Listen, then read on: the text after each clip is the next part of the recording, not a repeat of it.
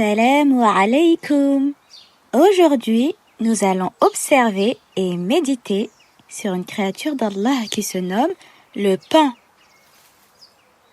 Les paons d'Allah sont les créatures les plus majestueuses et fascinantes de la terre.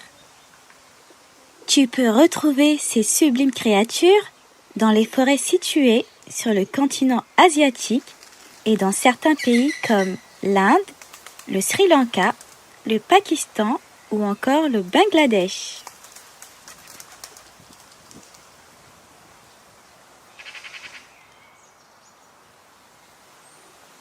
Allah a créé 3 espèces principales de paons.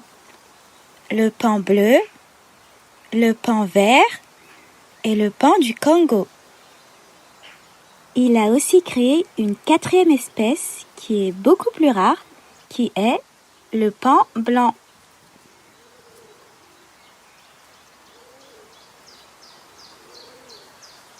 Afin qu'ils puissent se nourrir, Allah leur a mis à disposition des graines, des insectes, des fruits, des herbes, des fleurs et des feuilles sur la terre. Les paons d'Allah peuvent donc être amenés à se nourrir avec des figues, des pommes ou des raisins, des sauterelles, des criquets, des graines de maïs ou de tournesol, des herbes, des pissenlits et des feuilles de betterave. Les paons d'Allah sont donc omnivores, c'est-à-dire qu'ils se nourrissent d'aliments très divers, d'origine végétale et animale. Ce sont des oiseaux sensibles, vigilants et sociables. Ils peuvent vivre entre 15 et 20 ans à l'état sauvage. Allah leur a accordé la capacité de grimper et même de sauter à plus d'1,50 m. Allah leur a aussi accordé la capacité de voler, mais ils préfèrent passer la majeure partie de leur temps sur le sol. Quand ils décident de voler, c'est généralement pour se percher dans les arbres afin de se reposer, de s'endormir ou de s'éloigner d'un danger.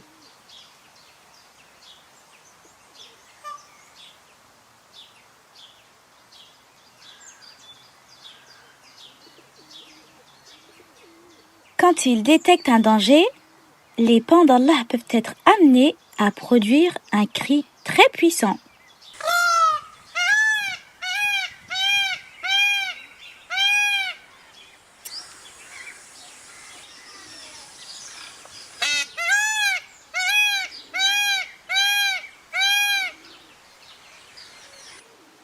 Ce cri s'appelle le braillement.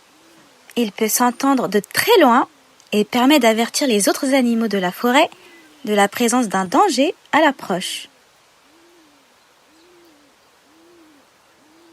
Grâce au braillement du paon d'Allah, les animaux de la forêt peuvent s'éloigner du danger afin de se mettre en sécurité rapidement.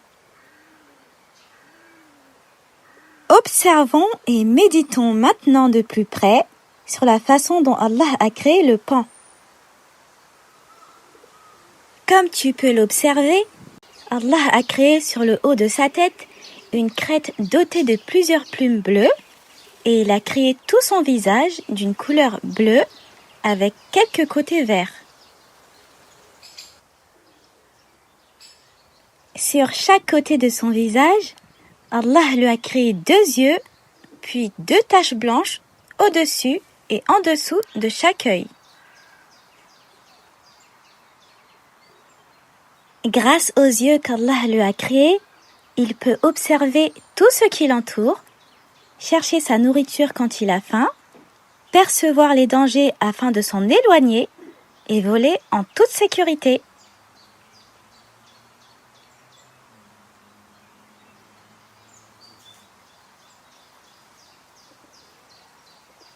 Au milieu de son visage, Allah lui a placé un petit bec pointu avec lequel il se nourrit et 2 trous sur le haut de son bec afin qu'il puisse respirer.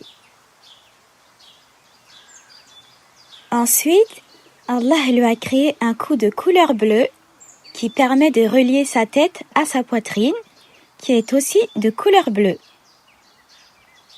Son corps a été créé avec une taille mesurant jusqu'à 1,50 m de longueur, de la tête à la queue, et un poids entre 4 à 6 kg à l'âge adulte.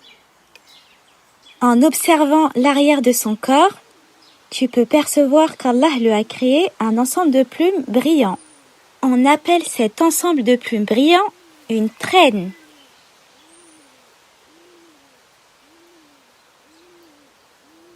Allah a créé cette magnifique traîne avec une centaine de longues plumes dotées de plusieurs formes multicolores. Tu peux y percevoir les couleurs bleues, dorées, vert émeraude et un peu de marron sur chaque plume. Lorsque le pan d'Allah déploie ses magnifiques plumes sous la forme d'un éventail, on appelle cela la roue. Le pan d'Allah est très connu dans le monde entier grâce à cette capacité qu'Allah lui a accordée. Cette roue lui permet de mettre en valeur les magnifiques couleurs de ses plumes. C'est à ce moment-là que les couleurs de ses plumes sont les plus spectaculaires et les plus brillantes.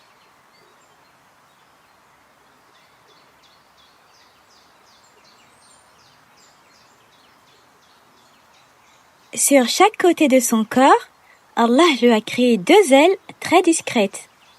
Lorsque le pan d'Allah les utilise, c'est principalement pour voler sur des courtes distances, car il préfère courir et marcher sur terre plutôt que de voler dans les airs.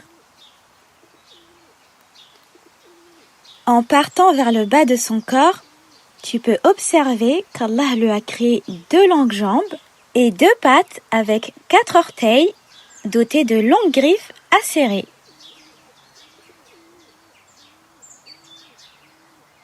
Le savais-tu? Allah n'a pas créé le mâle et la femelle avec le même plumage. Voici le mâle qui est appelé le paon et voici la femelle qui est appelée la paone. Allah a créé la paone avec une petite taille, sans aucune traîne à l'arrière de son corps et un plumage moins coloré. Le mâle, lui, a été créé avec une multitude de belles couleurs, avec une taille beaucoup plus grande et une longue traîne à l'arrière de son corps. Les paons d'Allah font partie d'une famille que l'on appelle les phasianidés. Dans la famille des phasianidés, tu peux retrouver d'autres créatures d'Allah, comme le faisan doré ou la poule. Et voilà, notre méditation se termine ici pour aujourd'hui. J'espère qu'à travers cette vidéo, tu as appris beaucoup de choses sur la façon dont Allah a créé le paon. Il faut que tu saches qu'Allah est aussi le créateur de toutes les autres créatures de la terre. Que cela soit les oiseaux, les animaux, les poissons, les êtres humains, toutes les créatures ont été créées par Allah, notre sublime créateur. Dans le Coran, Allah nous invite à maintes reprises à méditer sur sa création. C'est un acte d'adoration qui a une grande importance dans l'islam. Méditer sur la création d'Allah va te permettre d'en apprendre plus sur ton créateur et d'apprendre comment il a créé les choses qui t'entourent. Lorsque tu te balades dehors, n'oublie pas d'appliquer cet acte d'adoration et de prendre le temps de méditer sur le ciel, les arbres, les fleurs, les insectes, les oiseaux et tout ce que tu peux voir de ton créateur. Si tu veux continuer à méditer et en apprendre plus sur d'autres créatures d'Allah, je t'invite à visionner les autres vidéos disponibles sur le compte YouTube Méditation Création Allah. Et pour finir, qu'Allah nous aide à être des doués d'intelligence qui, debout, assis, couchés sur leur côté, invoquent Allah et méditent sur la création des cieux et de la terre.